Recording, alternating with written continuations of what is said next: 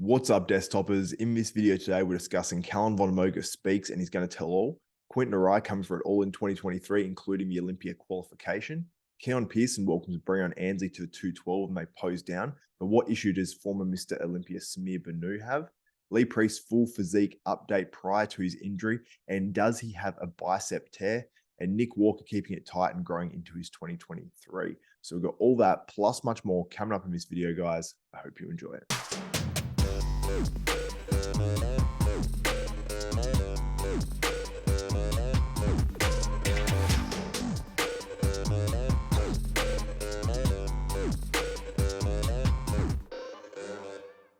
What's up, desktopers? Xavier Wills here for Desktop Bodybuilding. Now let's launch into this one. We'll start with Quinton Eriya looking absolutely enormous in his most recent physique updates. He's weighing over 315 pounds, as you can see by this scale picture. And in these photos, I believe somewhere from 4 days ago, somewhere from a little over a week ago, he's looking tired as hell in these photos, and he actually mentions it in the caption as well. But you can see he's had some solid improvements to his physique, and everyone knows now he's working with Matt Jansen, who obviously coaches 212 Mr. Olympia, Sean Clarita, obviously coaches third place, Open Mr. Olympia, Nick Walker as well, and guys like Brett Wilkin, who's on the podcast, and many others. And whatever they're doing together right now, Quinton Eriya is looking at his all-time biggest. And I'm very, very impressed by all these physique updates. And let me know what you think in the comments below. Will Quinton Eriya qualify for the 2023 Mr. Olympia? I thought he might get it done in 2022. And some of those shows that were on last year, had he shown up with that package that he showed in Texas, he definitely would have won some of those shows, no doubt in my mind. So he could have qualified in 2022, but I think it's going to set up for an even better 2023 for Quinton Eriya. In our next story, we're discussing Keone Pearson welcoming Breon Ansley, former classic physique Mr. Olympia champion, rather, sorry. And you can see him here posing down in a front double bicep. I've got some video as well. And you can see here the comparison between, Breon in the classic top five, whatever it was at the classic physique Olympia, and Keone Pearson, who was 6th in the 212 Olympia, I believe. And you can see there from the front, the major thing that pops out to me, obviously the arms of Keone are absolutely insane, but Breon has some pretty good arms himself. But those lats, just how Keone's pop out from his waist is just so crazy, because Breon doesn't have a big waist by any means. It's not quite as small from the front as Keone's, but I mean, the way his lats pop out on Keone Pearson is absolutely insane. But Breon is definitely holding his own, probably in a little bit better condition still than Keone, I'd say just. But let's go to the posing video, because this one's interesting because we get to see them both from the back. And this is a bit more of a strength of Breon's as well. So you can see very different shapes as they open up into that rear lat spread. So Breon has probably the more developed lower lat, and Keone definitely has the better upper lats, and he's just wider across the shoulders as well. So pretty impressive there from Keone Pearson, just to show how much muscle he's actually put on as well since he was in that classic physique class, because Breon actually used to be bigger than Keone in that classic physique class. And you can see there, you can see how Breon's in better conditioning, and that's a more impressive shot for Breon Ansley comparative wise to Keone Pearson. But it goes to show that Breon will definitely have to add some muscle to move up into the 212s, but I think that he can do that, and I think we're going to see a pretty successful switch over to the 212s for Breon Ansley. A lot of it, to me, is actually going to matter whether he can actually bring up his legs enough to match it up in the 212s, or if he's going to struggle a little bit, because I see him being a little bit like a Peter Molnar in that way, where he doesn't have the best legs, but he's just moved into the 212 as well. Now, former Mr. Olympia, Samir Banout, commented on the post as well and said, weight classes sucks. It will always be bodybuilding as usual to me. And then he says, remember, guys, Derek Lunsford just proved my points. So Samir Banout doesn't like the weight cap on the classic physique class. And I understand his argument, but I think if we took that weight cap off of the classic physique, we'd have guys like Sean Roden, like he even says, Derek Lunsford winning the Olympia. And really, shouldn't we just make classic more what Mr. Olympia is? But then we're going to be eliminating mass monster physiques, which there are fans for that in the sport as well. I think there has to be a certain element of that where that physique still gets rewarded.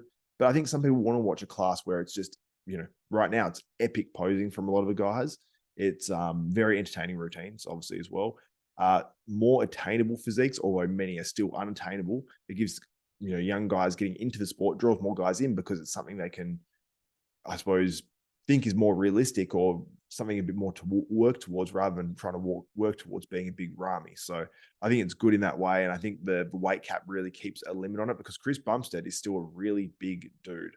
So let's not forget that as well. So let me know your thoughts in the comments. Should there be a weight cap or should they remove the weight cap from the classic physique? Now, in our next update, Calum Von Moger speaks and he's going to tell all as well. So let's listen to a little bit of what Calum Von Moger had to say in a recent post that he put up on his IG page. Hey guys, I just wanted to finally check in with you here to say that I'm doing so much better. I know it's been a long time since I've been online. For those of you who don't know, earlier this year I was in a bad accident and I really hurt myself, and so I had to take some time off to heal and recover, and also I was going through a lot at the time, so I apologize for my absence, but I'm doing so much better now. I got all the help that I needed, and I'm finally back here in California, which is great, and I'm looking forward to now getting back into a really good routine, into a fitness routine, training again at the gym, and I've been tidying up my diet this last few weeks, which has been tricky because I've had such a nice break. So I think it's good that Callum's actually getting back into training and all that sort of stuff. Some people might say that that's the thing that, leads people down these bad paths. And it definitely can be because of the lifestyle of the people you meet through a certain industry and all that sort of stuff. But hopefully Calum is able to use training and all this sort of stuff to get back on the straight and narrow. And he says he's got all the help he needs. I'm hoping that's the case. But obviously these things sometimes take a long time and people do relapse and fall back and all that sort of stuff. So hopefully that's not the case for Calum at least. But I want to now just leave 2022 in the past. It was a very tough year for me, maybe for you too. I'm not sure. We can talk about that later. Which is another point. I do want to talk about a lot about this last year again at some time. I'll probably do that on a podcast on YouTube. We can. I want to break down everything that I've been through and just be open and be real with you guys so you can kind of see where I've been and what I've been through and how I got through it. So on that note, I'm excited for next year. It's just around the corner. I'm excited to be seeing you guys here again on social media, Instagram, TikTok. So I think it's amazing that Calum has actually gotten through this. And if he gets out of this and, really is able to restart his life again and get on the straight and narrow and all that sort of stuff and, potentially start doing well, business-wise and just in his life in general and find some happiness, then that would be amazing from where he came from. He mentions his accident, Matt. That's when he jumped out the window, cut himself up and was really in a bad way. I believe he's in a coma as well. I believe that's the case.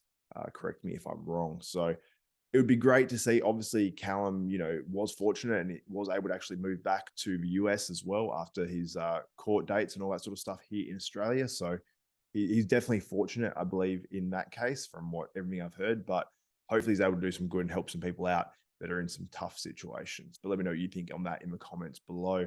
Now, in our next story, we've got Lee Priest giving us a full physique update. And we get an update on his injury as well, which he thought was actually a bicep injury, but it's actually a pec tear. So we'll listen to a little bit of that on RX Muscle, but let's have a look at his physique update, which was actually on the Centopani Circles, which is on Telegram. That's a group you guys can join as well. I'll put the link in for that in the description below, but here's Lee Priest posing. The side chest, I mean, look at that. That looks pretty damn good to me. When he hits that most muscular, the crab one, you can see he's got that little bit of chest separation there. But for a dude that's 50 years of age and, retired, I mean, he looks absolutely insane. I hope when I'm 50, I look 1/4 as good as that. So shout out to Lee Priest. But also one thing I want to highlight too, he actually believed that he tore his bicep or at least did something to it or ruptured it or something.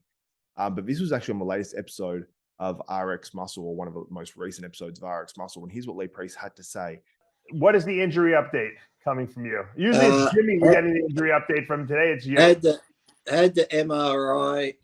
No, I had the ultrasound, and it's the pec where it joins in up here. It's partially torn, not the bicep. So that's one good thing. And yeah, he's like a sports doctor for the team. Actually, a guy from Facebook put me in contact with him, and that was good. And next week he's going to do the MRI. But then he does that for the football players where they take your blood out and spin it really fast and get the platelets and inject it back. So super interesting there. Hopefully Lee Priest makes a full recovery.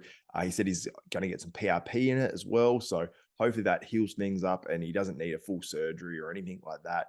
And yeah, like I said, makes a full recovery. So shout out to Lee Priest as well. And Nick Walker keeping it tight and growing into 2023. But what does his coach, Matt Jansen, actually have to say about his most recent physique updates, which I'll have up on the screen right now? And they are crazy, crazy impressive. But Matt Jansen says 2023, we put him the arms in chill mode. So and Nick's response on that was just a little bit bigger.